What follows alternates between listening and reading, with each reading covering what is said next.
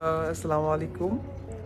আমার মনে হয় আজকে লাইভটা ফিনিশ হওয়ার পর যখনই বারবার দেখবে খুবই অবাক হয়ে যাবে সবাই।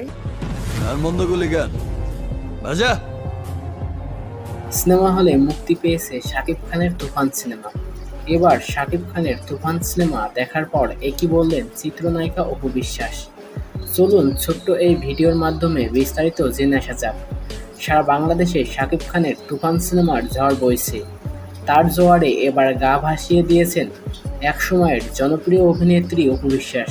সম্প্রতি শাকিব খানের তুফান সিনেমা দেখার পর এই সিনেমা সম্পর্কে বেশ কিছু মন্তব্য করেছেন অপু বিশ্বাস। বর্তমানে শাকিব খানের যেকোনো সিনেমা মুক্তি পেলেই তা দেখতে সিনেমা হলে যেয়ে থাকেন অপু বিশ্বাস। তাই তো এবার শাকিব খানের তুফান সিনেমা দেখতে সিনেপ্লেক্সে গিয়েছিলেন অপু বিশ্বাস। আর গোপনে শাকিব খানের তুফান সিনেমা দেখেছেন। এবং শাকিব খানের তুফান সিনেমা দেখার পর অপু বিশ্বাস বলেন, আমার জীবনে শাকিব খানের এই প্রথম সিনেমা দেখলাম, যা অন্যান্য সিনেমার থেকে সবচেয়ে বেশি জনপ্রিয়।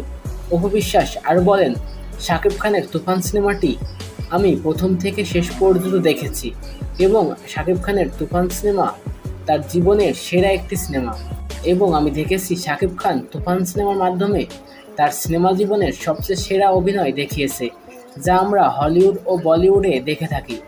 সত্যি বলতে শাকিব খানের তুফান সিনেমা আমার কাছে খুব ভালো লেগেছে, কিন্তু সিনেমার বেশ কিছু অংশ আমার কাছে খারাপ লেগেছে।